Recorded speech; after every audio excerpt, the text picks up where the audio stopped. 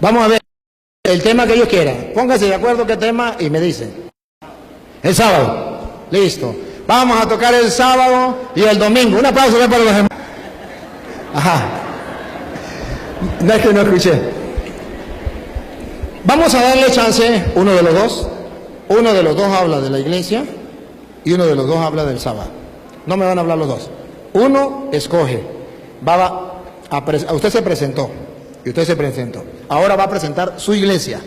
Mi iglesia es la iglesia adventista, nació en tal fecha, la fundó Julano de tal, está en las Sagradas Escrituras, aquí, este es nuestro fundamento. Y luego yo. A ver, ¿cuál de los dos va a hablar de la iglesia? No, está bien, pero ojo, vamos a debatir sobre un tema.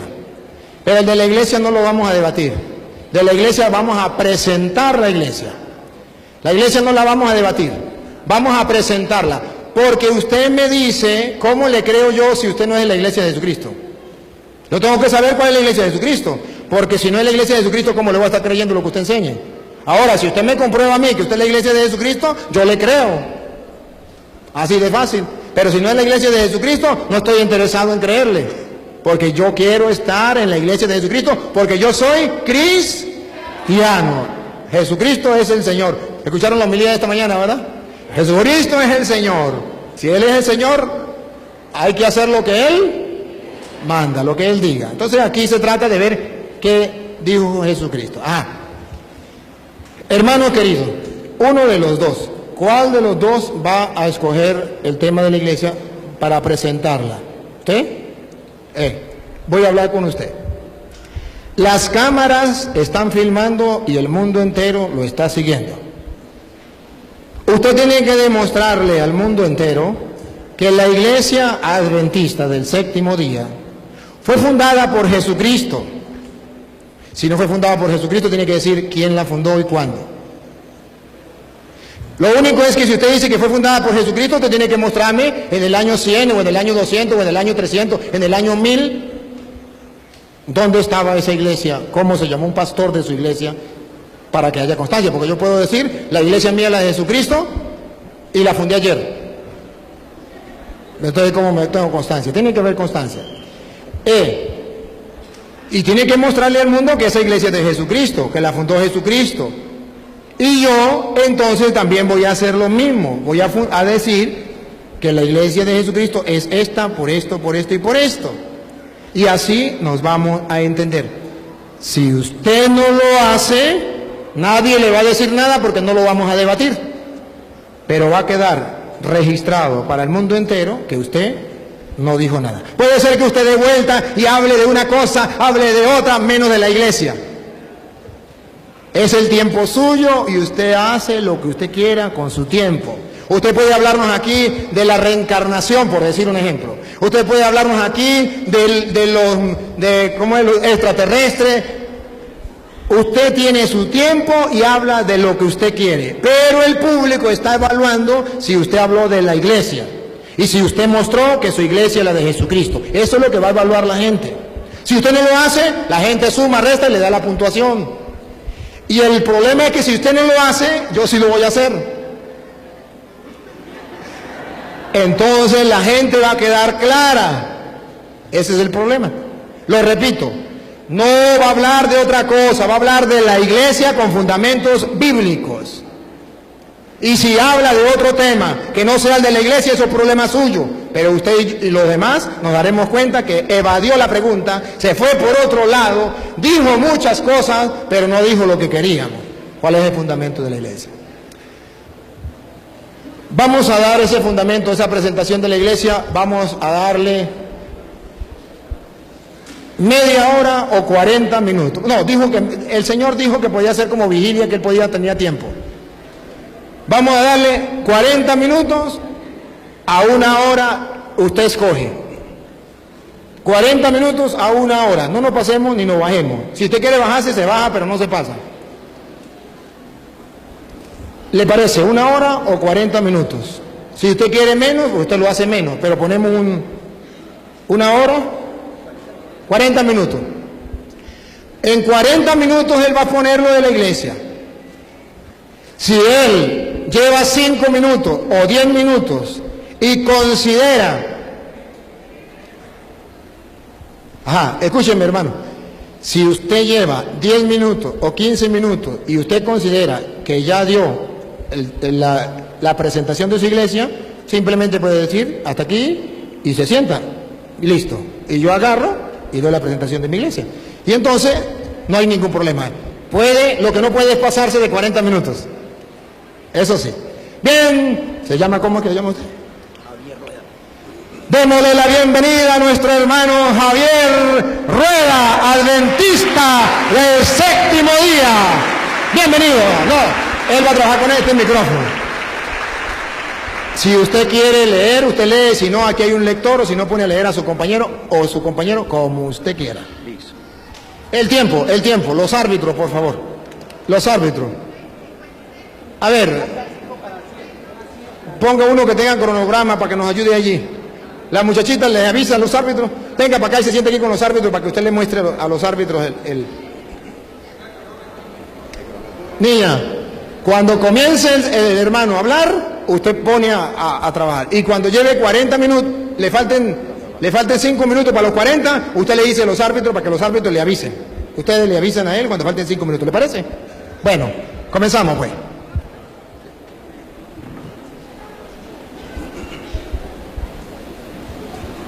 Como usted quiere, como usted. Sí, señor. Muchas gracias.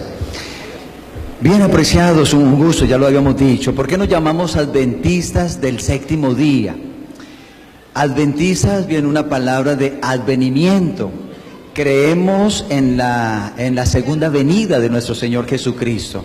Así como nuestro Señor Jesucristo vino por primera vez aquí a la tierra, se encarnó, dejó el cielo, dejó la gloria, la honra, el poder, y vino y murió de una mujer extraordinaria, María. Creemos que así como vino y murió en la cruz del Calvario, entonces vendrá por segunda vez. De ahí viene la palabra adventista, advenimiento. Y del séptimo día, que va a ser el tema que va a tocar el pastor, entonces creemos que a la luz de la palabra, el día de descanso, según los mandamientos, es el séptimo de la semana, el sábado. Ahí eso significa la palabra, nuestro nombre de la iglesia, adventistas del séptimo día. A la luz de la Escritura, apreciados, Mateo capítulo 16, Mateo capítulo 16, cuando nuestro Señor Jesucristo estuvo aquí en la tierra,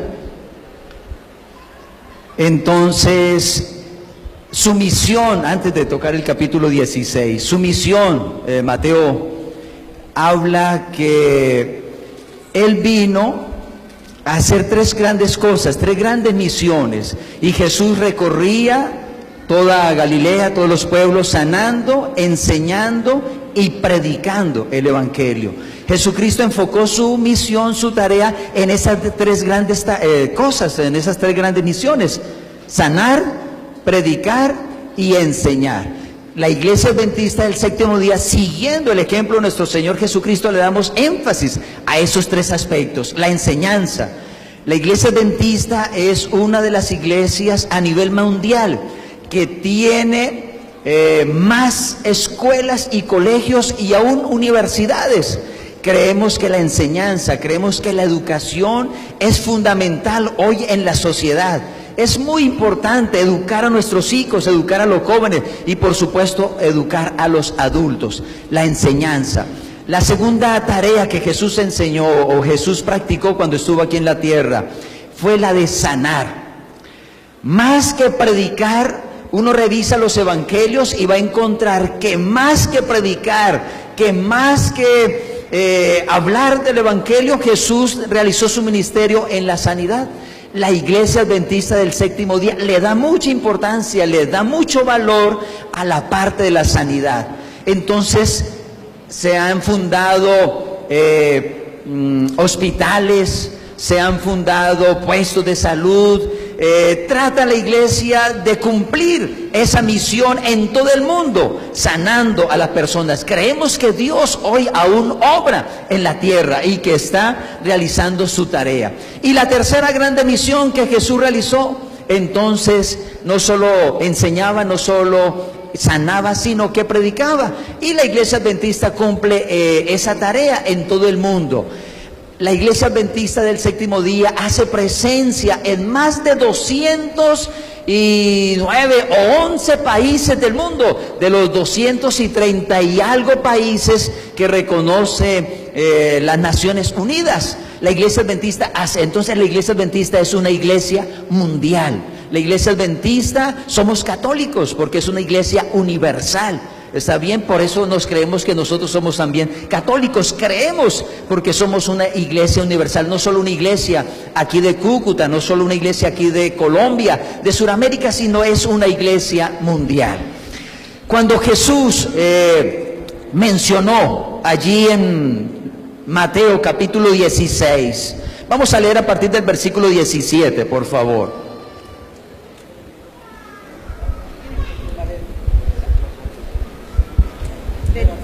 Sí, ayúdenme, por favor. Sí, Mateo 16, 17. Dice, los fariseos y los seduceos se le acercaron para tentarlo. Perdón, Mateo. Ese es Mateo. 16, 17. 16, 17. Sí. Acá. Jesús le respondió, dichoso tú, Simón, hijo de Juan, porque eso no te lo ha revelado la carne ni la sangre, sino mi Padre que está en los cielos. Siga, por favor. 18. Yo te digo que tú eres Pedro, y sobre esta piedra edificaré mi iglesia, y las puertas del infierno no prevalecerán contra ella. 19, tenga la bondad. Te daré las llaves del reino de Dios, y lo que ates en la tierra quedará atado en los cielos, y lo que desates en la tierra quedará desatado en los cielos. Muy bien, gracias, muy amable. Jesús aquí está estableciendo, razón del tiempo quizás no lo hacemos, pero los capítulos anteriores, Él está reuniendo su equipo. Él llamó entonces a 12 discípulos y en esta ocasión, en un encuentro con Pedro, le dijo esa palabra famosa que nosotros conocemos y recordamos: bienaventurado eres Simón Pedro, hijo de Jonás. La discusión era una en el versículo anterior, versículo 16, ¿cierto? Respondió Simón Pedro a la pregunta de Jesús: ¿qué dice la gente? ¿Quién soy yo?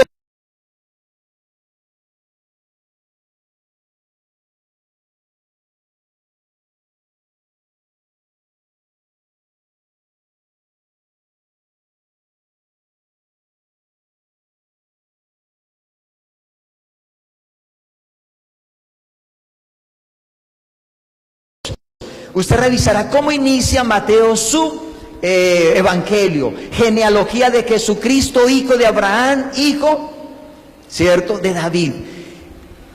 Mateo le está predicando, Mateo quiere llegar a los judíos, y si él quiere llegar a los judíos de Jesús, él tiene que empezar diciendo que Jesús era judío, que Jesús venía de la descendencia judía. Por eso su evangelio empieza de esa manera: genealogía de Jesucristo.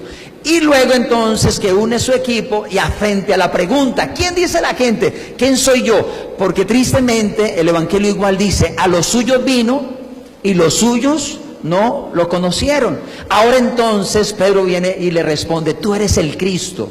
Saben, Mateo se divide en 3 grandes secciones. Vamos a mirarlo así en forma muy rápida, mis queridos.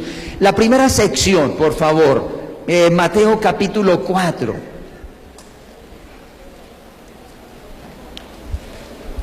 Vas desde Mateo capítulo 1 hasta Mateo capítulo 4. Y vamos a leer entonces versículo 16, por favor. Sí. Sí, del capítulo 4. El 17, para avanzar un poquito, avanzar mejor. Versículo 17. Desde entonces, Jesús empezó a proclamar este mensaje: renuncien a su mal camino. No, perdón, 4:17. ¿Sí? Bueno, la versión de un poquito diferente, ayúdenme. Ahí viene. Porque el reino de los cielos está ahora cerca. Bien, quiero contextualizarlos, por favor. Estamos hablando en el Evangelio de Mateo, ¿cierto? Y es bueno, una regla de la hermenéutica, que es la ciencia de la interpretación de la Biblia, nos dice que podemos nosotros, para interpretar correctamente la Biblia, mirar el contexto, y esto es lo que yo estoy tratando de hacer. El contexto general para llegar entonces al contexto específico, como decir el bosque para llegar al árbol. ¿Está bien? Estamos diciendo, Mateo, se me olvidó decirle que necesitamos un tablero, pero bueno, avancemos. Mateo está dividido en 3 grandes secciones. La primera sección de Mateo del capítulo 1 hasta el capítulo 4. Y esa frase es muy importante. Desde entonces, ¿quién reconoce en la primera parte de Mateo que Jesucristo es el Hijo de Dios? Capítulo 3, por favor. Vamos a retroceder un poquito. Versículo 17 para avanzar rápido. Al mismo tiempo, se oyó una voz del cielo que decía: Este es mi Hijo, el amado. Gracias. ¿Quién está reconociendo, apreciados amigos, hermanos, que Jesucristo es el Hijo de Dios en ese lugar? ¿Quién está reconociendo? El Padre. Jesús se bautizó. Jesús fue sumergido en el río Jordán. Y cuando salió del agua, debía estar debajo del agua, se oyó una voz del cielo que dijo: Este es mi Hijo. En Él me complazco, con Él me hago feliz. En la primera parte del Evangelio está reconociendo el Padre que Jesucristo es su Hijo. ¿Vamos bien? En la segunda parte, entonces, desde el capítulo 4, versículo 17, hasta el capítulo 16, por favor, versículo 21. ¿4:21? Sí, señor, 16, 21.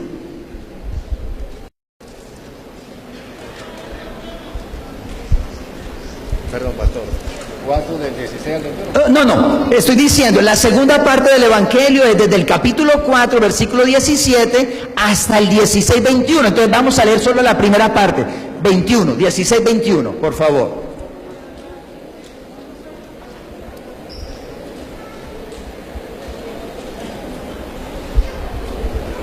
A partir de ese día, Muy bien, ahí está. ¿Por qué digo esto, mis queridos? ¿Cuál fue la frase del 4:17?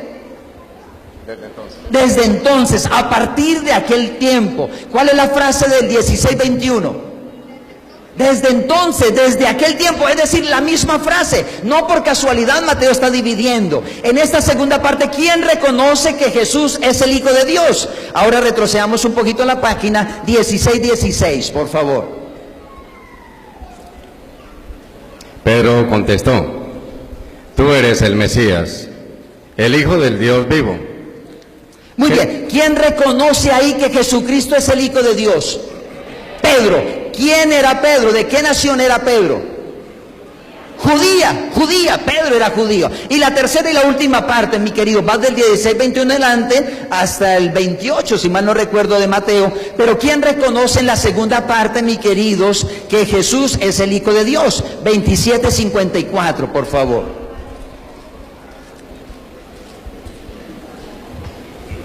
Diecisiete, no, 27, 54. El capitán y los soldados que custodiaban a Jesús, al ver el temblor y todo lo que estaba pasando, se llenaron de terror y decían: verdaderamente este hombre era Hijo de Dios. Gracias, mi apreciado. En esta tercera parte, ¿quién está reconociendo que Jesús es el Hijo de Dios? ¿Quién? Andrés. El centurión y los soldados. ¿De qué nación eran el centurión? Romanos. Entonces, resumiendo, por favor, estamos hablando del Evangelio de Mateo. Yo estoy tratando de colocarlos en el contexto general para llegar a Mateo capítulo 16, contexto específico. Mateo divide su evangelio en 3 grandes secciones. En la primera sección está reconociendo el Padre que Jesucristo es el Hijo de Dios. En la segunda parte, ¿quién está reconociendo que Jesucristo es Hijo de Dios? Pedro, de nación judía. En la tercera parte del Evangelio, ¿quién está reconociendo que Jesucristo es el Hijo de Dios? Un centurión, un romano. En otras palabras, entre líneas, ¿qué está diciendo Mateo? Que Jesucristo es para los judíos, que Jesucristo es para los gentiles, que Jesucristo es el Hijo de Dios para todo el universo, que Jesucristo es el Salvador. Y ahora Mateo 16, que Él está fundando la iglesia. ¿Por qué creemos nosotros que la iglesia adventista es la iglesia fundada por nuestro Señor Jesucristo? Número 2, del contexto general. Volvamos a Mateo, por favor, capítulo 16. Ahora le dice, ¿cierto? Tú eres Pedro, y sobre esta roca edificaré, ¿qué? Mi iglesia. Una regla hermenéutica, ya les hablé de una antes. ¿Cuál es la regla que le hablé antes de la hermenéutica? El contexto. La segunda regla hermenéutica, mis queridos, que nosotros debemos tener en cuenta al interpretar la Biblia, son las palabras en el original. Cuando Jesús le está diciendo, tú eres Pedro, y sobre esta roca edificaré mi iglesia, habría que ir al original y eso nos va a ayudar. La palabra en el original, en griego, para Pedro es Petra, ¿cierto? Una roca pequeña, rodante. En cambio, para cuando Jesús dice, y sobre esta roca, no Petra, sino ahora roca, piedra fuerte, grande, que se mantiene. Ahora nosotros creemos, mi querido, que Jesús no está fundando la iglesia sobre un discípulo que fue falible, que fue, mi queridos, que se equivocó, un discípulo, mi queridos, que fue escogido por Dios, un discípulo que fue, pero como cualquier ser humano se equivocó. Y ahora entonces, mi queridos, está dando ese fundamento nuestro Señor Jesucristo. En el Antiguo Testamento, mi queridos, ¿por qué creemos que la iglesia adventista? Quizá los 40 minutos son muy cortos, pero sería bueno que usted investigara la palabra remanente. Dios pidió por allá en Éxodo, capítulo 25, al pueblo que le hiciera un santuario. Dios pidió que hicieran un lugar, algo así como esto quizás, para que Él morara. Él quería estar con su pueblo. Señor,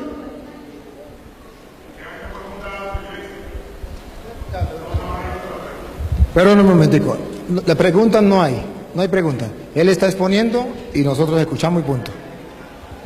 Gracias. Estamos mencionando, ¿cierto?, como el contexto. Ahora en el pueblo de Israel, mis queridos, Dios siempre ha mantenido su iglesia. Dios siempre ha mantenido su iglesia, su congregación, su pueblo. Vamos ahora entonces al Nuevo Testamento, mi querido. Dios escogió a su iglesia. Vamos a Apocalipsis capítulo 12, por favor. Mira una grande característica.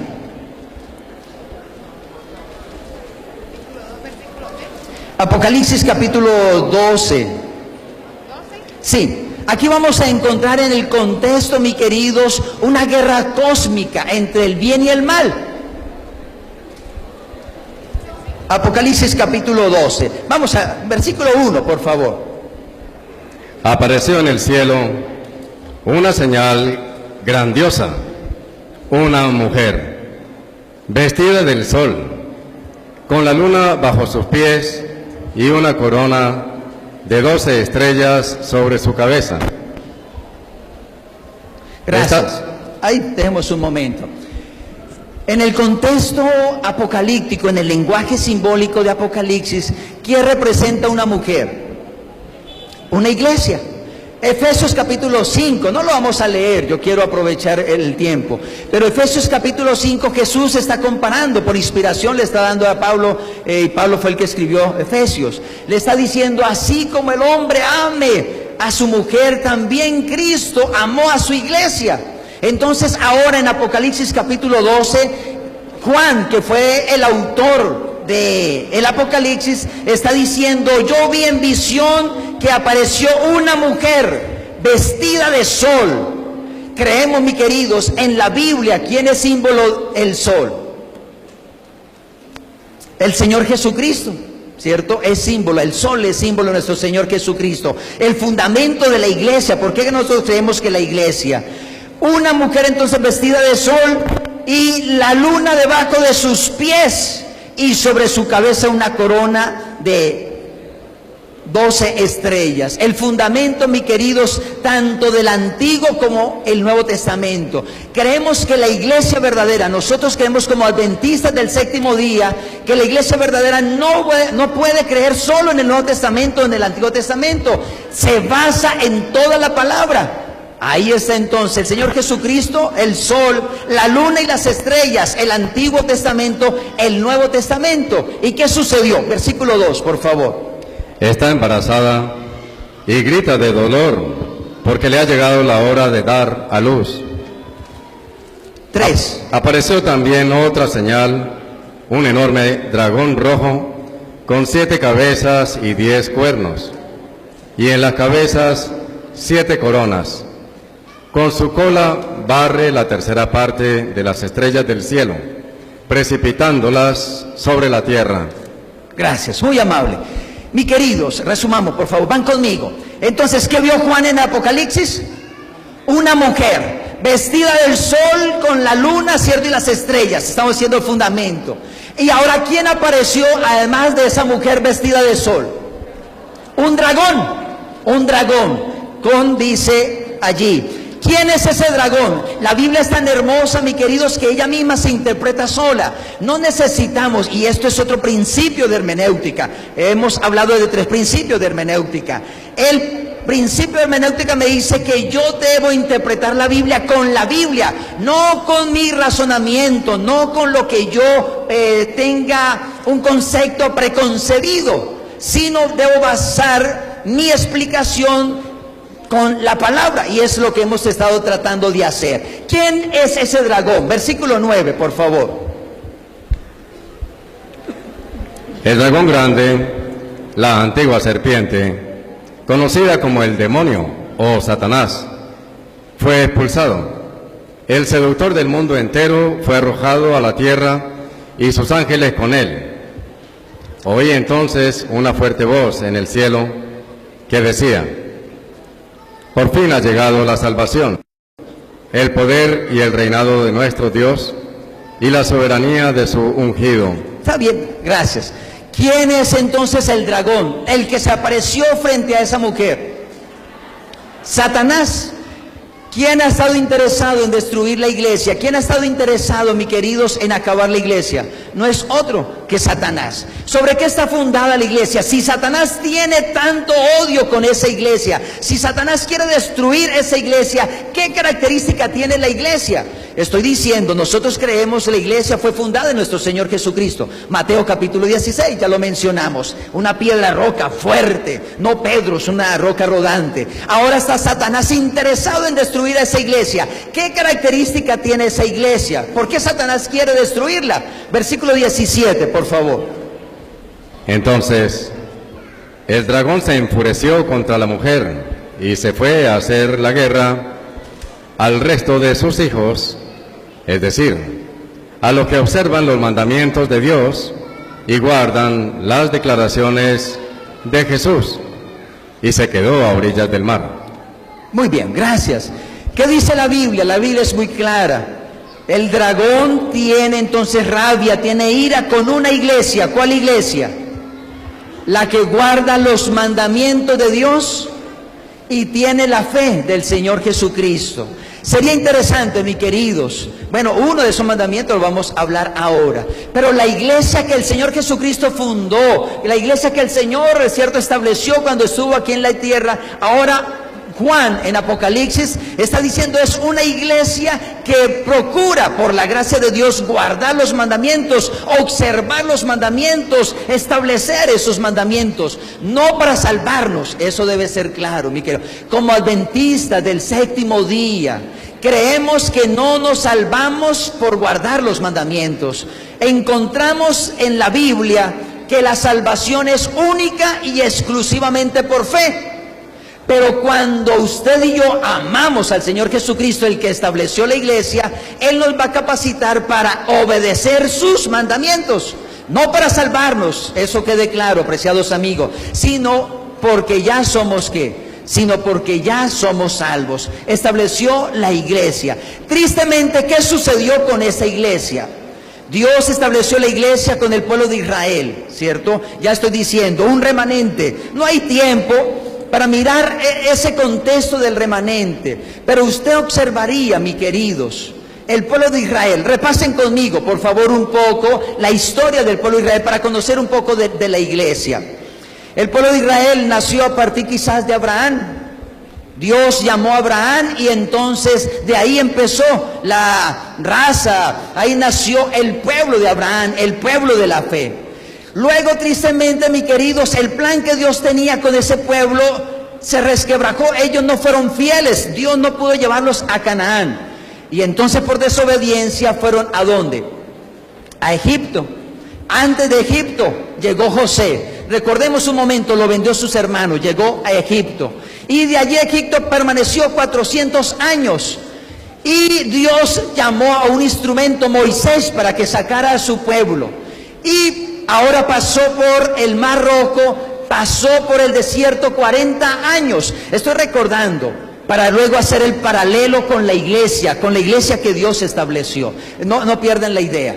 Repaso un poquito. Empezó con José. Luego, número 2, va con Egipto, allá 400 años. Número 3, pasa el río Jordán.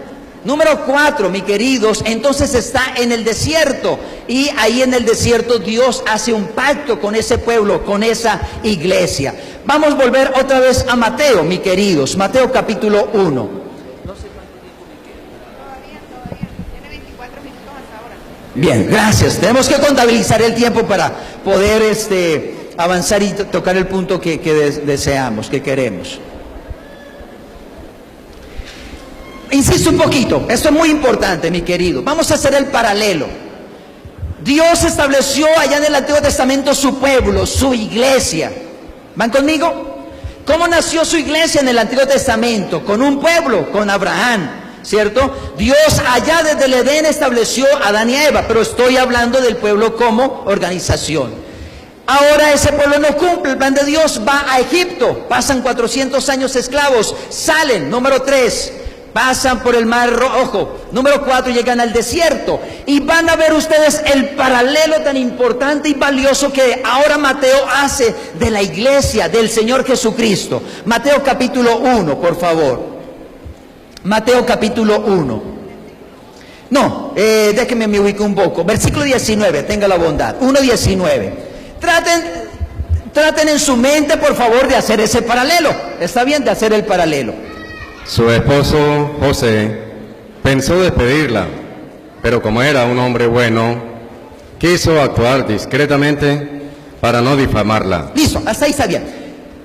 En Mateo capítulo 1, ¿quién empieza la historia? José, que tiene un sueño como el José del Antiguo Testamento. Capítulo 2, bueno, antes de avanzar, en el Antiguo Testamento, la iglesia que el Señor fundó, ¿qué pasó con José? ¿A dónde llegó? Ayúdenme, ya lo repasé, a Egipto. En el capítulo 2, ¿a dónde va su iglesia, mis queridos? ¿A dónde va su nueva iglesia? Mateo capítulo 2, versículo 15. Permaneciendo allí hasta la muerte de Herodes. Así se cumplió lo que había anunciado el Señor por boca del profeta. Llamé de Egipto a mi hijo. Muy bien, ¿a dónde está su iglesia, mis queridos, ahora? Jesucristo, en el capítulo 2. ¿A dónde? A Egipto, a Egipto. José en el Antiguo Testamento en Egipto, Jesús, la iglesia antigua. Ahora la iglesia en el Nuevo Testamento, José, ¿cierto? Va a Egipto con Jesús y así se cumplió lo que dice la Escritura. Luego de Egipto, ¿cuánto tiempo permaneció? 400 años. ¿A dónde salió? Cuando sale de Egipto, ¿con qué se enfrenta? Lo primero que quizás se enfrenta el pueblo de Israel, la iglesia de Dios en el Antiguo Testamento. Con el Mar Rojo, capítulo 3, por favor, capítulo 3, el versículo 16. Una vez bautizado, Jesús salió del agua. En ese momento se abrieron los cielos y vio al Espíritu de Dios que bajaba como una paloma y se posaba sobre él. Muy bien, gracias. En el capítulo 3 de Mateo, mis queridos, ¿qué está pasando con la iglesia, con el Señor Jesucristo? ¿A dónde está yendo? ¿Qué está pasando con él? No oigo. el bautismo. Insisto un poquito porque esto me parece que es bien importante. José, Egipto, el Mar Rojo, antiguo, su pueblo Israel, en la iglesia. En el Nuevo Testamento, entonces, Jesús empieza con José, que tiene sueños. Número 2, mis queridos, va a Egipto, como se cumplió la profecía. Número 3, entonces, es bautizado con el paralelo del Mar Rojo. Número 4, número 4, mis queridos. Después que pasa el pueblo de Israel el Mar Rojo, ¿a dónde llega? Antes, el desierto. ¿Cuántos años? 40 años. Capítulo 1, por favor, versículo 1, capítulo 4. El Espíritu condujo a Jesús al desierto para que fuera tentado por el diablo. Versículo 2. Y después de estar sin comer 40 días y 40 noches, al final sintió hambre.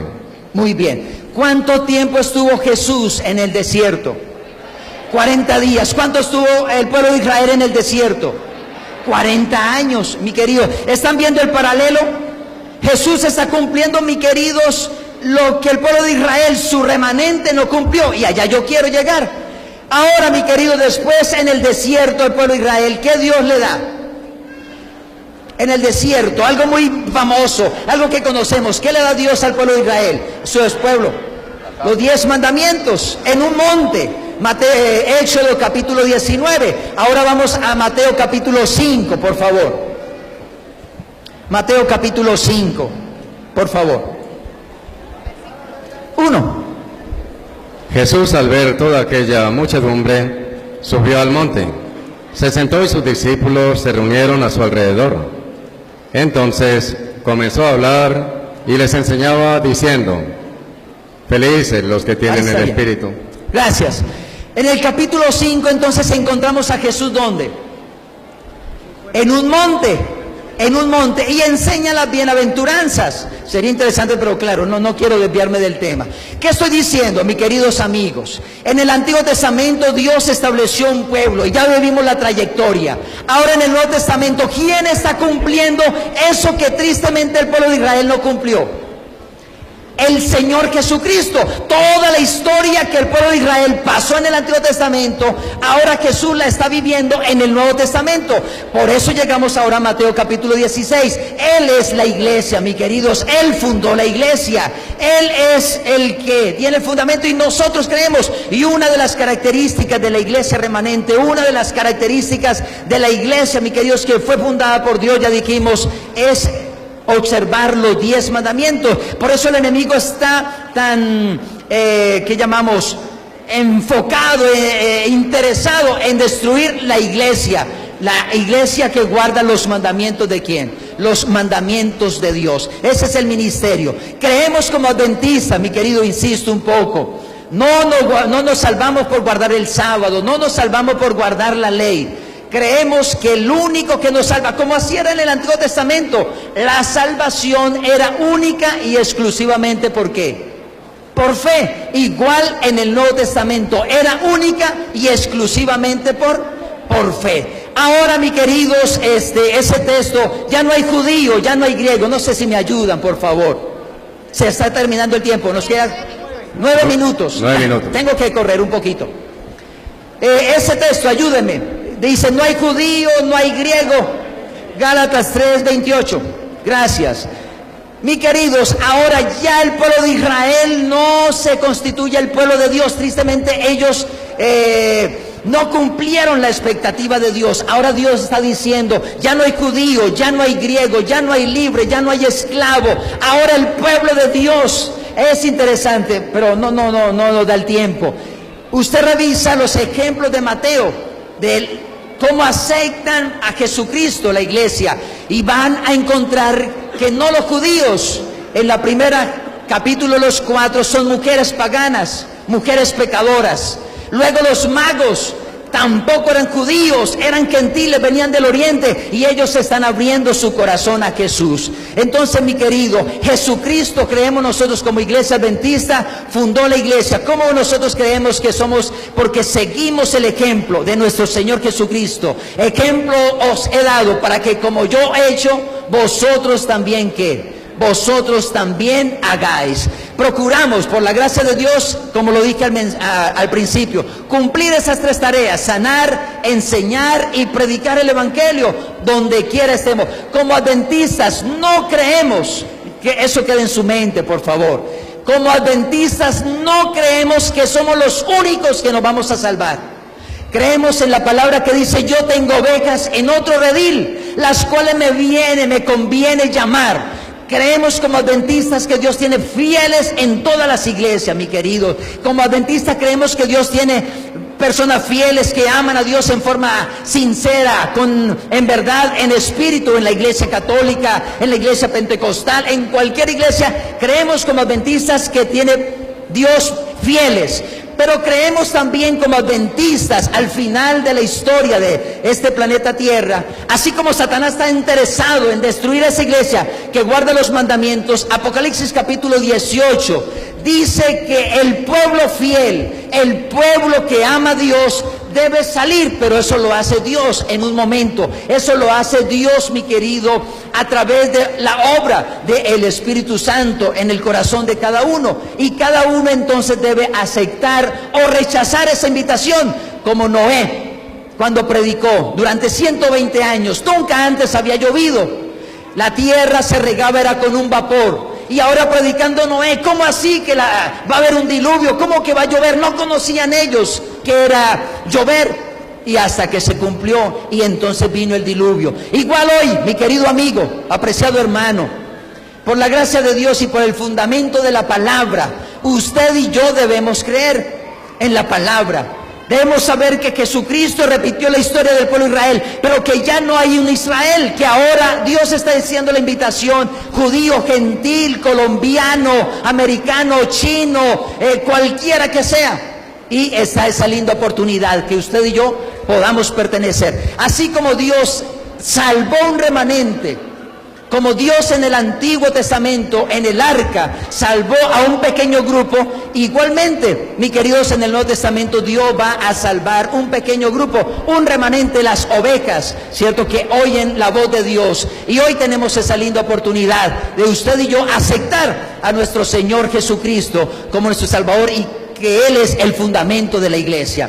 Pastor, le quedan 5 minuticos. Quedan 5 minuticos, gracias, muy amable, apreciado. Entonces resumamos lo que estoy diciendo, aprovechemos esos minuticos para tratar de sintetizar las ideas que mencioné. Número 1, mis queridos, creemos nosotros que Dios siempre ha tenido un pueblo. En el Antiguo Testamento el pueblo de Israel, y lo escogió. No cumplió el deber, no cumplió el propósito que Dios tenía. Número 2, ahora ¿quién cumplió?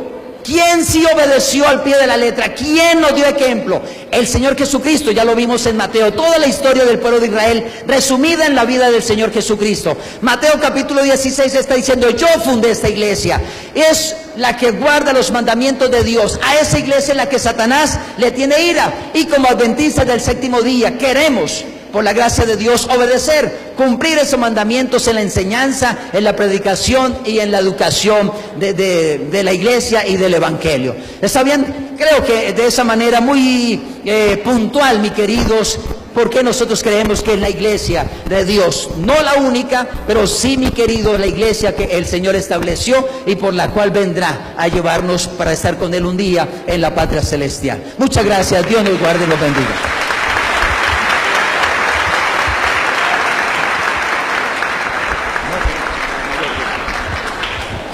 Bien, calientico. De una, ponga ahí el tiempo, dígame el tiempo de nadie. Bien, ya escucharon, cada quien saca sus conclusiones. Voy a poner por qué la iglesia católica es la de Jesucristo. Miremos la figura en el Antiguo Testamento como lo hizo, allá número 27:15 en adelante. Ustedes van a ver números 27:15 en adelante. Ustedes van a ver que desde el Antiguo Testamento Dios se preocupa por su pueblo y no quiere que su pueblo esté solo. Quiere que haya una persona, un hombre de carne y hueso, que coordine, que dirija, aunque sea humano, aunque sea pecador, coordine y guíe a su pueblo. Escúchelo. 27:15. Moisés, pues, dijo a Yahvé, que Yahvé Dios de los espíritus de todos los mortales, designe un hombre para estar al frente de esta comunidad. Dios no quiere que su comunidad, que su pueblo esté sin que alguien lo dirija, y va a escoger a un hombre. Lo hizo en el Antiguo Testamento. Siga. Para que salga y entre al frente de ellos. Él los hará salir y entrar. Y con esto, el pueblo de Yahvé. Escuche, y con esto, El pueblo de Yahvé el pueblo de Dios no se parecerá a un rebaño sin pastor. no se va a parecer a un rebaño sin... En la mentalidad de Dios del Antiguo Testamento es que su pueblo, que él compara con ovejas, no esté sin un hombre de carne y hueso que lo dirija como pastor, que entre y salga. Versículo 22. Moisés hizo como le había mandado Yahvé. Tomó a Josué y lo puso delante del sacerdote Eleazar y delante de todo el pueblo. Le impuso su mano y lo estableció como Yahvé había dicho. Lo estableció como Yahvé lo había dicho. ¿Cómo? A través de la imposición de las manos. Observen que el querer de Dios es que el pueblo no esté como oveja sin pastor. ¿Y a quién va a mandar? No es que él mismo personalmente lo va a dirigir. Él lo va a dirigir por medio de un hombre de carne y hueso, Antiguo Testamento. Y a través de la imposición de las manos, manda a Josué. Y en Deuteronomio capítulo 34, versículo 9, van a ver que esa imposición de manos de Moisés hacia Josué valió la pena, hizo algo importante. Pero tenían a Josué, hijo de Nun, el cual quedó lleno del espíritu de sabiduría, porque Moisés había puesto sus manos sobre él. Observe, ¿para qué era la imposición de manos? Para que recibiera el Espíritu de Dios, el Espíritu de la sabiduría, y pudiese guiar al pueblo. Ya desde el Antiguo Testamento encontramos que Dios tiene un pueblo y lo llama ovejas. Pero Él quiere guiar a ese pueblo. ¿Cómo lo hace? Con un hombre pecador, un hombre de carne y hueso como cualquiera. Lo pone al frente. Y eso se transmite, ese poder, a través de la imposición de las manos. Vamos a ver Nuevo Testamento, San Juan capítulo 10, versículo del 10 en adelante. Si algún hermano lo encuentra, le pasa el micrófono a ellos para que me ayuden a leer, para que ellos también participen. San Juan capítulo 10, versículo del 10 en adelante. Dale, Luis, si no lo encuentran ellos, dale usted, el que lo encuentre primero. El ladrón solo viene a robar. El 11, versículo 11. Yo soy el buen pastor. Aquí está. A ver, repítalo, Luis. Yo soy el buen pastor. ¿Quién es el buen pastor? Jesucristo. ¿Quién es la piedra angular? Jesucristo. Si Jesucristo es el buen pastor, ¿pueden existir otros pastores? No podrían existir ningún otro pastor, porque Él es el buen pastor. Si Jesucristo es la roca, y solo Él es la roca, y Él es la piedra, y Pedro no puede ser piedra, pues Jesucristo es el pastor, y ellos no pueden ser pastores. Cristo es la piedra, Pedro no puede ser piedra. Él es el buen pastor. Hay un rebaño. Ahora observan que Jesucristo es el buen pastor, pero Él es el buen pastor. Sin embargo, Él quiere que haya otro pastor que Él encarga, que le da la autoridad. No le va a quitar el puesto a Cristo, pero va a hacer las veces de Cristo. Juan 21:15. Ese pastor se llama Pedro, que Jesucristo va a dejar dentro de la iglesia. Y ustedes verán, Juan 21:15, dale. Cuando terminaron de comer, Jesús dijo a Simón Pedro. A Simón Pedro, dale. Simón, hijo de Juan, ¿me amas más que estos? Ajá. Contestó, sí, Señor, tú sabes que te quiero. Y pongan la lupa. Jesús le dijo, apacienta mis corderos. Está dando la autoridad de ser pastor. Cristo es el buen pastor. ¿Pedro es pastor o no es pastor? Sí. ¿Quién lo nombró? Cristo. ¿Le está quitando el puesto a Cristo? No. En el rebaño de Cristo, en la iglesia de Jesucristo, hay un pastor de carne y hueso. No le quita el puesto a Cristo. Él le da ese poder, esa autoridad, lo reemplaza. Cuando Mateo 16, 18, que funda la iglesia, ¿quién es la piedra angular? Cristo. Y si Cristo le dice a Pedro, tú eres Pedro, lo está nombrando piedra. Tú eres Pedro, y sobre esta piedra, el hermano, con el respeto que merece, dijo que Jesucristo enseñó así, hizo el gesto, vean el video, sobre esta piedra, y eso no lo dice la Biblia, eso no lo dice la Biblia, y él dijo que la ley de la hermenéutica era que tenía que ser fundamentado en la Biblia, y esto no lo dice la Biblia. Jesucristo lo dejó como piedra a Pedro. ¿Cómo sabemos que sí Pedro es piedra? Porque cuando Jesucristo llamó a Pedro en Juan 1:42, Pedro no se llamaba Pedro, se llamaba Simón. Y Jesús, como lo nombró pastor, también lo nombró piedra. Y no le quita el puesto ni aquí, ni aquí. Juan 1:42. Y se lo presentó a Jesús. Jesús miró fijamente a Simón. Simón no se llamaba Pedro. Simón se llamaba Simón. Dale. Y le dijo, tú eres Simón, hijo de Juan, pero te llamarás Kefas. ¿Qué quiere decir piedra? ¿Qué quiere decir piedra? Entonces Jesús nombra a Pedro piedra. No le quita el puesto a Cristo. Cristo es la piedra angular. Pero Pedro es la piedra humana, visible, de carne y hueso, que va la gente a observar. Cristo es el buen pastor, pero Pedro es el pastor de carne y hueso, humano, pecador, que la gente va a ver, que va a guiar, que va a dirigir la iglesia de Jesucristo. Entonces, hay un jefe, hay un pastor dentro de la iglesia, hay un hombre a quien Cristo le dio la autoridad. Y si ustedes observan en Mateo 16, 18, cuando Jesús le dice a Pedro, tú eres Pedro, ¿y cómo sabemos que Jesús no le dijo, tú eres Pedro, y mire bien, sobre esta piedra voy a fundar la iglesia? Porque cuando le dice, tú eres Pedro, lo tiene listo, ¿verdad? Jesucristo va a dar 4 maneras de decirle a Pedro que tiene autoridad. Una, dale. Y ahora yo te digo, tú eres Pedro, o sea, piedra, y sobre esta piedra edificaré mi iglesia. Vamos a ver si le está dando autoridad a Pedro sobre la iglesia o no. Miremos el contexto, lo que sigue. Vamos a ver si Jesús señaló para acá o señaló para allá.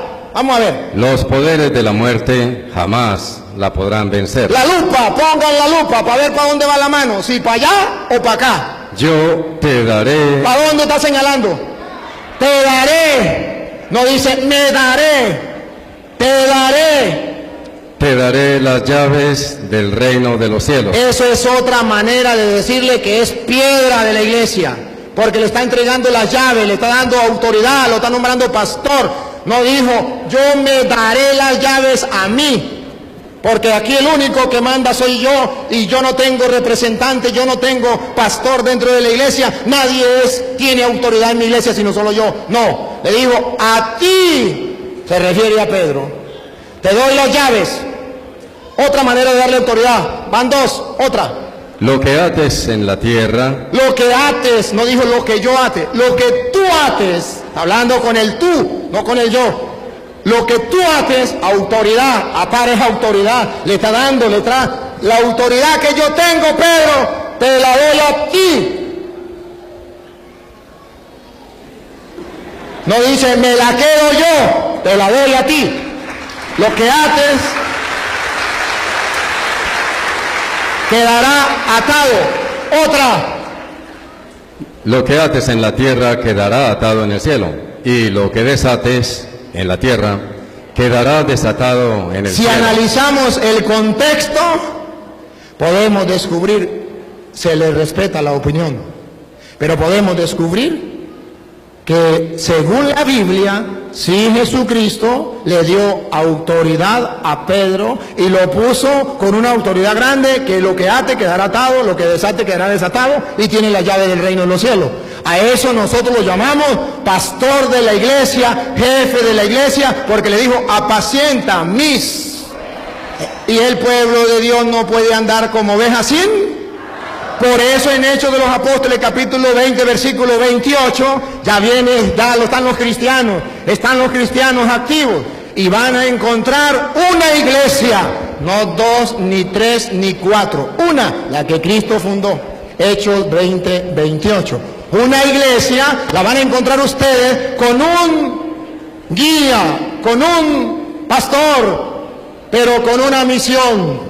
Paren la oreja, con una misión, pongan cuidado. Cuiden de sí mismos y de todo el rebaño, en el que el Espíritu Santo les ha puesto como obispos, o sea, supervisores. Hay un rebaño, el Espíritu Santo puso supervisores, puso obispos. Pastoreen la iglesia del Señor. Aquí, el Señor, ¿cuántas iglesias tiene? Pastoree la iglesia del Señor. Entonces hay una iglesia, hay un pastor que es Pedro, y hay otros pastores que le ayudan a Pedro. Van a pastorear la iglesia del Señor. Entonces el Señor sí tiene una iglesia. Entonces sí dejó un pastor, que nadie me puede decir que ese pastor era adventista, o era evangélico, o era nada. Es Pedro, el jefe de la iglesia, y le voy a mostrar por qué de la iglesia católica. Le voy a mostrar. Entonces observen ustedes que aquí deja un pastor. ¿Para qué? ¿Cuál es la tarea? Pongan cuidado. ¿Para qué lo va a pastorear? La que él adquirió con su propia sangre. Él la adquirió con su propia sangre, significa que esa iglesia es importante. Vale oro. Dale. Sé, aquí está. Sé que después de mi partida, de que yo me vaya, se introducirán entre ustedes, se van a introducir entre ustedes, lobos voraces, siga, que no perdonarán al rebaño. ¿Para qué Cristo dejó pastor? Para que los lobos no dañen las ovejas. Van a llegar lobos que van a destruir la oveja. ¿Y quiénes serán esos lobos? Vamos a ver si vienen del monte, si son animales. Dale. De entre ustedes mismos surgirán hombres que enseñarán doctrinas falsas. Los lobos son hombres. Como los pastores son hombres, los lobos también son hombres. ¿Cómo sabemos que son lobos? Porque enseñan doctrinas falsas. De modo que no cualquier iglesia es la de Cristo. ¿Por qué? Porque una iglesia viene enseñando una cosa, otra viene enseñando otra. La que enseñe doctrina falsa, esos representantes o esos miembros son lobos, porque van a enseñar doctrinas falsas. Y para eso son los pastores dentro de la iglesia. Y Cristo dejó a Pedro. ¿Y cómo sabemos que ese Pedro es de la iglesia católica? Que es la iglesia católica, eso. Porque en Lucas capítulo 22, versículo 31, San Lucas 22, 31, lo que ustedes y yo enseñamos sobre el Papa está en la Biblia. Y lo verán distinto a lo que los hermanos separados, con el respeto que ellos merecen, enseñan. Lucas 22, 31. Simón, mira que Satanás ha pedido permiso para sacudirlos a ustedes. Ahí están todos los discípulos con Cristo, todos los apóstoles. Satanás, el que él decía que está acabando la iglesia y ataca a la iglesia, pidió permiso para atacar a la iglesia, para destruir a la iglesia. Dice, Satanás pidió permiso para sacudirlos a ustedes, para atacarlos a ustedes, a todos. Ahí estaban todos los apóstoles. Y observen que es la iglesia católica, porque en la iglesia católica está el único representante que dejó Cristo, que gobierna toda la iglesia, porque es el pastor, la piedra que Cristo dejó para que la viéramos, visible, pecador, pero visible. Y escuche, pero yo he rogado por ti. Aquí está la primacía de Pedro. Yo he rogado por ti. ¿Por qué no rogó por Juan? ¿Por qué no rogó por Santiago? ¿Por qué no por Mateo? ¿Por qué tenía que ser por Pedro? Padre, perdón. Porque era el Papa, el pastor, el jefe, llámelo como usted quiera. Pero ahí le está nombrando y le dice, yo he rogado por ti. ¿Es un pecador? Sí, es un pecador. Pero Jesús rogó por él. Y pregunto, ¿será que esa oración de Jesús tiene valor o no tiene valor? Yo no puedo decir que esa oración no sirvió para nada. Porque si Jesús rogó por Pedro, esa oración vale y los católicos lo creemos. Y eso llamamos infalibilidad. ¿Qué significa infalibilidad? Que Jesucristo oró por él y nosotros creemos que esa oración es válida y no puede fallar porque es Dios. Yo he rogado por ti. Repito, Padre. Satanás ha pedido permiso para sacudirlos a ustedes como el trigo que se limpia. Pero yo he rogado por ti, para que tu fe no se venga abajo. Aquí está el error de los hermanos, que ellos dicen, es que es un pecador. Observen que Jesús no dijo, yo he rogado por ti para que no peque, para que no sea pecador. No, Jesús no dijo eso. Jesús no dijo que Pedro era impecable. Jesús dijo que Pedro era infalible. Yo he rogado por ti para que no peques. No, Pedro sí peca. Yo he rogado por ti para que tu fe no te falle. Eso se llama infalibilidad. Solo la Iglesia Católica lo tiene. El Papa. Tan infalible es el Papa que fue el que hizo la Biblia. Y estos hermanos son adventistas. ¿Y cómo saben ellos que la Biblia es palabra de Dios? Porque el Papa San Dámaso I en el año 382 hizo la Biblia y le dijo al mundo, incluyendo a ellos después cuando ellos nacen, que la Biblia es palabra de Dios y ellos lo creen porque el que lo dijo fue el Papa. Recuerde que existía el Antiguo Testamento, el Nuevo Testamento no. La Iglesia Católica, el Papa San Dámaso I le metió 27 libros a la Biblia, que se llama Nuevo Testamento. Y le dijo al mundo que eso era palabra de Dios. ¿Por qué lo creemos? Porque el Papa es infalible. Hay muchos libros más. Pero ¿por qué no lo creemos que es palabra de Dios? Porque el Papa no dijo. Y el Papa es infalible. Entonces observen que Jesús le dijo, tú eres, otra vez, yo he rogado por ti. Pero yo he rogado por ti, para que tu fe no se venga abajo. Ajá, siga. Y tú, cuando hayas vuelto, tendrás que fortalecer a tus hermanos. Esa es la tarea del pastor. Fortalecer la fe de los hermanos. En la iglesia de Jesucristo hay un apóstol encargado de fortalecer la fe de los demás, que nosotros llamamos Papa. Lo tenemos en la iglesia católica. Es infalible porque Jesús oró por él. No es impecable, es infalible. Para la muestra un botón. Cuando Jesús funda la iglesia, en Mateo capítulo 16-18, en el versículo 21, ustedes verán que no más funda la iglesia en la persona de Pedro, y el Pedro mete patas.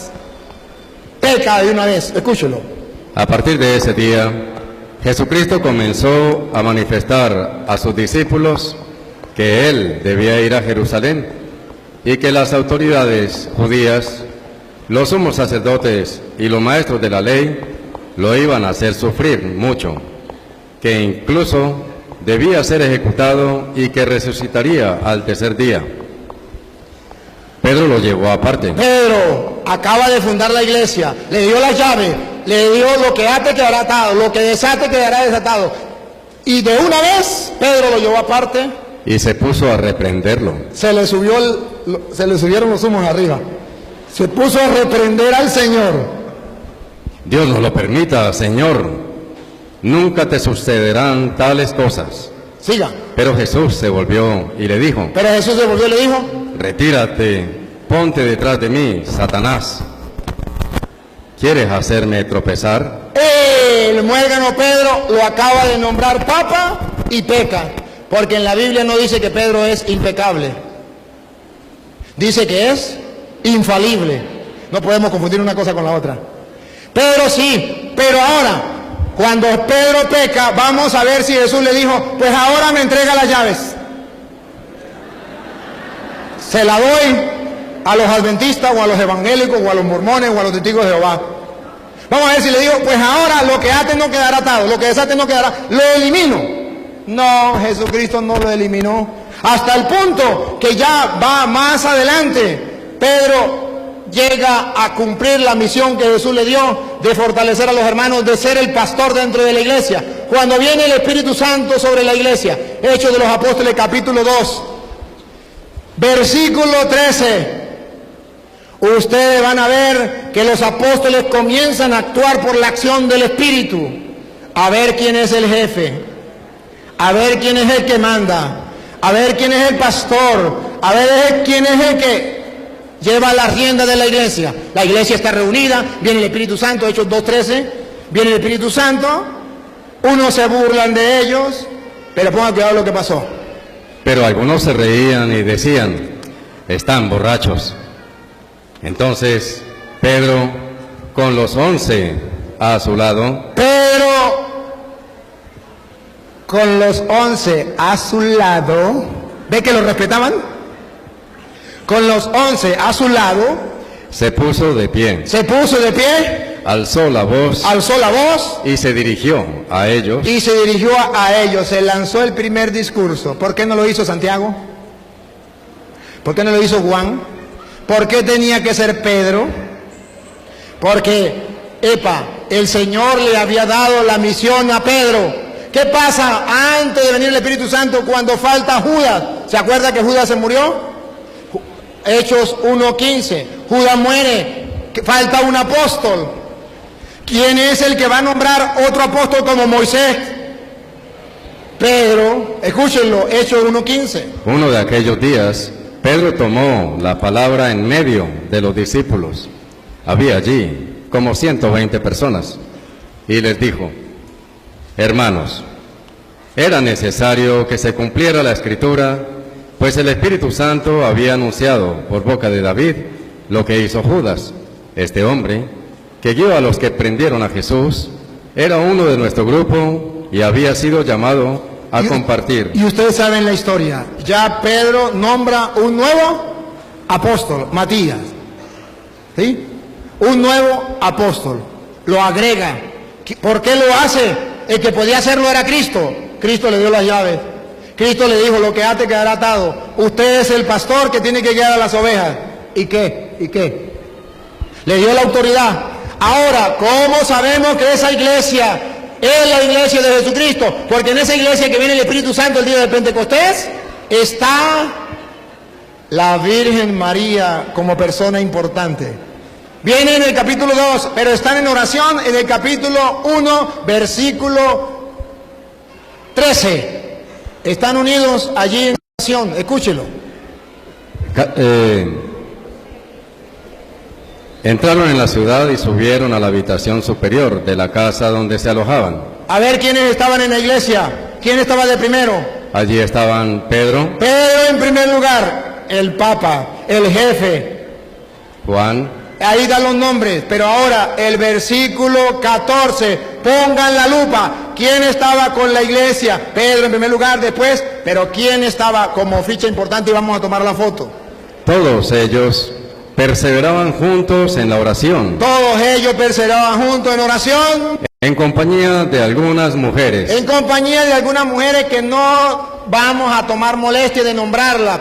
El apóstol no toma molestia de nombrarlas. No las nombra la Biblia. Algunas mujeres, todas las mujeres la agarran y la meten en un solo saco. Pero hay una mujer que sí hay que nombrarla y hay que sacarla de este grupo porque es una mujer importante dentro de la iglesia. A ver. Y de María, la madre de Jesús. Esa es la iglesia de Cristo.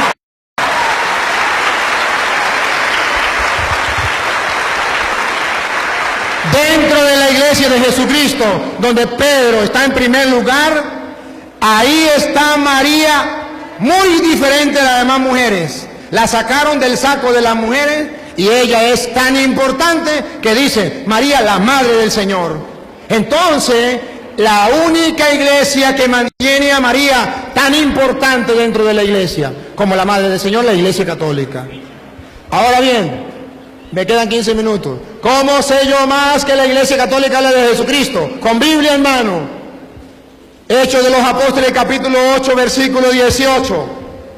Esa autoridad que Cristo le dio a los apóstoles se transmite de sucesión apostólica a través de la imposición de las manos. Observen, en la iglesia de Jesucristo nadie se nombra pastor por su propia cuenta. Tienen que nombrarlo a alguien, tienen que imponerle las manos a alguien, y ese que impone las manos no puede ser Pánfilo ni Petronilo.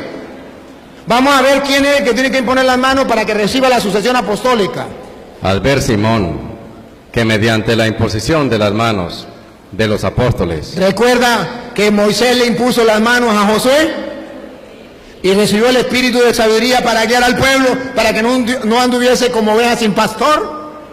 En el Nuevo Testamento igual, viene y se impone las manos, repítalo.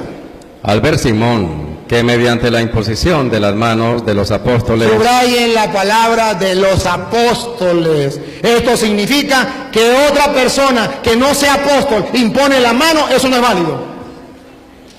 No trae la sucesión apostólica. Puede ser que ellos impongan manos, pero vamos a ver la sucesión apostólica si viene desde Cristo. A ver si en el año 200 ellos existían, a ver si en el año 300 existían los adventistas, a ver si en el año 1000 existían los adventistas. Ellos no existían y no tenían sucesión apostólica. La Iglesia Católica trae la sucesión apostólica a través de la imposición de manos. ¿Ustedes han visto una ordenación sacerdotal? Imposición de manos, como lo dice la Biblia, a través de la imposición de manos de los apóstoles. ¿Qué pasaba? Se transmitía el Espíritu. Como lo hizo Moisés con Josué. Diga. Les ofreció dinero. Les ofreció dinero. Y les dijo, denme a mí también ese poder. Dame a mí ese poder, ¿para qué? De modo que a quien yo imponga las manos, reciba también el Espíritu Santo. Él quería tener la sucesión apostólica para él nombrar nuevos apóstoles con sucesión apostólica. Y no se lo vendieron porque eso no se vende. Así no es el que quiera ser pastor, es el que Dios llame, es el que a través de los apóstoles le impongan las manos. Ahora bien, ustedes van a ver que Pablo, antes. ¿Cómo sabemos que es la Iglesia Católica con la sucesión e imposición de manos? Porque recuerda que Esteban lo mataron. ¿Y quién mató a Esteban? ¿Era cristiano o no? ¿Cómo sabemos que pertenecía a la Iglesia de Cristo y tenía la sucesión apostólica? Porque le impusieron las manos en el capítulo 6 de Hechos de los Apóstoles, que no vamos a leer, en el versículo 6, y ustedes lo pueden leer en la casa. Le pusieron las manos. Pero lo van a matar. Y en el capítulo 8, versículo 1, dice que Pablo estaba allí y él agarró la ropa de Esteban. 8:1 de Hechos. Saulo estaba allí y aprobaba el asesinato. Y Pablo estaba allí y miraba el asesinato. Este fue el comienzo de una gran persecución. Entonces la iglesia, cuando mataron a Esteban, Pablo todavía no era católico. Pablo era judío. Y Pablo se convierte a la religión de Esteban. Y en esa religión de Esteban existía la imposición de manos. Pablo se convierte en el capítulo 9, es en el capítulo 8. En el capítulo 9 Pablo se convierte camino a Damasco. Y cuando va camino a Damasco, el Señor le dice, Saulo, Saulo, ¿por qué me persigue? Él ha dicho en Lucas 10:16, al que ustedes escuchan, a mí me escucha, al que ustedes rechazan, a mí me rechaza. Saulo, Saulo, ¿por qué me persigue? Y él dice, ¿quién soy? ¿Quién eres, Señor? Y él le dice, soy Jesús a quien tú persigues. Perseguir a la iglesia de Cristo es perseguir a Jesucristo. Entonces, Pablo perseguía. Pablo se convierte, ahora Pablo se integra a la iglesia y él quiere ser apóstol. ¿Qué tiene que hacer? Que le impongan las Hechos de los Apóstoles, capítulo 13, versículo 2 en adelante. A Pablo le imponen las manos para que él pueda ser apóstol. Si no, no puede ser apóstol. Un día, mientras celebraban el culto del Señor y ayunaban, el Espíritu les dijo, sepárenme a Bernabé y a Saulo y envíenlos a realizar la misión para que los he llamado. Ayunaron oraciones, les impusieron las manos y los enviaron. Les impusieron la mano y los enviaron. Lo nombran apóstol a Pablo. Y Pablo le impone la mano a Timoteo, segunda de Timoteo 1:6. Pablo ya tiene la sucesión apostólica que quería Simón, el mago. A él le imponen la mano y viene Pablo a imponer la mano a Timoteo, segunda de Timoteo 1:6. Le imponen las manos a Pablo para nombrarlo apóstol. Dale, a Timoteo. Por eso te invito a que reavives el don de Dios que recibiste por la imposición de mis manos. Por la imposición de mis manos, sucesión apostólica, se impone las manos, la imposición de manos de los apóstoles le da el poder. Ahora a Timoteo ya le impusieron la mano, ahora Timoteo puede imponer manos. Primera de Timoteo, capítulo 5, versículo 22. Ahora Timoteo puede imponer manos, pero ojo, Pablo le dice, tenga cuidado, ponga cuidado. No impongas a nadie las manos a la ligera, ¿Por qué? pues te harías cómplice de los pecados de otros. Así es la sucesión apostólica dentro de la iglesia. Así se nombran los pastores dentro de la iglesia. Y dentro de la iglesia hay obispos, hay presbíteros, hay diáconos. Observen, primera de Timoteo capítulo 3, versículo 1, los obispos. Primera de Timoteo capítulo 3, versículo 1. Si alguien aspira al cargo de obispo, Al cargo de obispo, diácono, versículo 8. los diáconos también han de ser respetables. Entonces observen ustedes que también existe no solamente el Papa como jefe, existen los obispos, existen los diáconos, existen los presbíteros. Primera de Timoteo capítulo 5. Usted echa cabeza, hace 20 años se murió. Usted no dice nada. Después pare y dio una niña muy hermosa. Y llega y le dice, vecina, estoy con la curiosidad de quién es hija la niña. Pues de mi difunto marido. Pero es que su marido murió hace 20 años. Sí, pero usted recuerda cómo se llamaba mi marido. Luis. ¿Sabe cómo se llama mi niña? Luisa. ¿Ve que sí es hija de mi marido?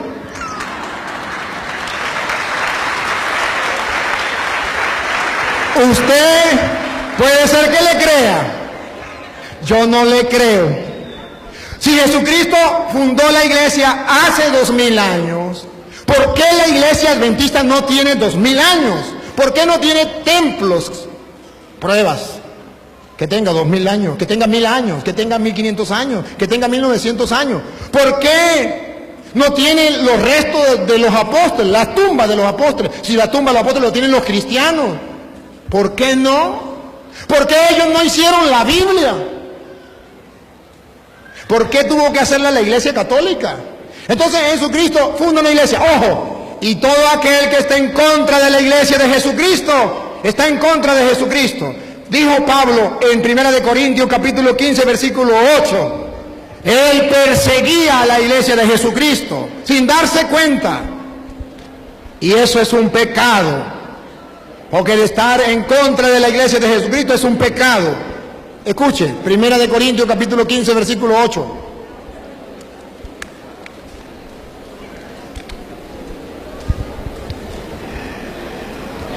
Dale, 1 de Corintios 15, 8. Y se me apareció también a mí. Iba a decir al aborto, el último de todos, porque yo soy el último de los apóstoles y ni siquiera merezco ser llamado apóstol, pues perseguí a la iglesia de Dios. Él persiguió a la iglesia de Dios. El hermano decía, la iglesia de nosotros es la iglesia de Cristo, porque es la que guarda los mandamientos. Vamos a ver cuando Jesucristo manda a los apóstoles, a ver si le dice que tiene que guardar los antiguos mandamientos. Mateo capítulo 28, versículo 19. A ver si es verdad que Jesucristo le dijo, ustedes lo van a reconocer porque ustedes van a guardar los 10 mandamientos. Vamos a ver qué dice Jesucristo. Vayan pues y hagan que todos los pueblos sean mis discípulos. Siga. Bautícenlos en el nombre del Padre y del Hijo y del Espíritu Santo. Pongan la lupa para que vean cuál es la iglesia de Jesucristo.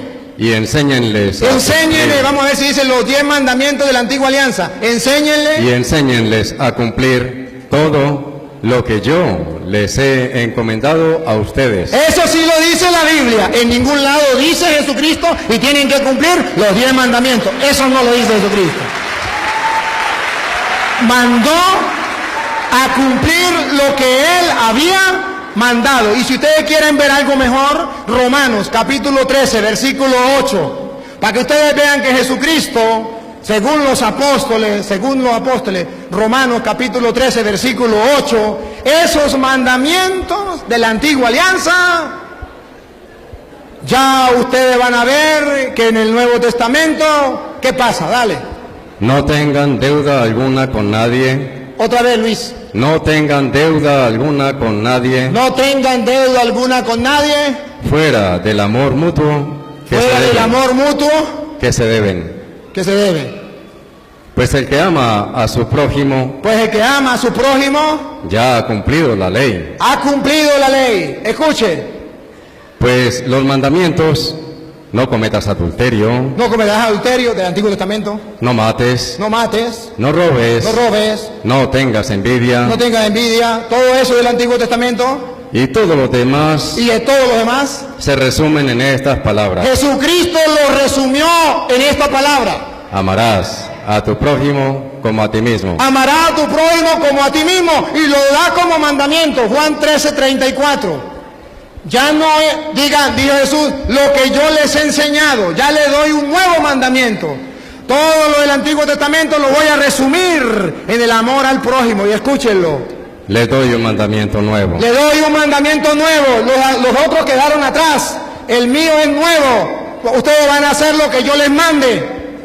Un mandamiento nuevo: Que se amen los unos a los otros. que se amen los unos a los otros. Ustedes deben amarse unos a otros como yo los he amado. Siga.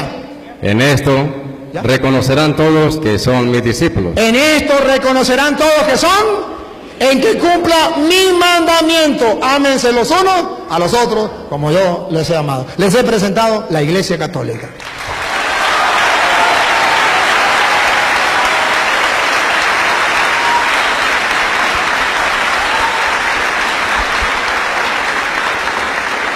Ahora vamos a ponernos de acuerdo. ¿Quieren un receso? Porque viene el tema del sábado y el domingo. ¿Quieren un receso o le damos? Bueno, entonces vamos a hacer una cosa. A ver si alguien nos canta una canción mientras yo voy al baño. Porque yo tengo que ir al baño, me perdonen ustedes, pero yo tomo agua y voy al baño cada rato. Cántenme una canción mientras yo voy al baño, por favor, ¿sí?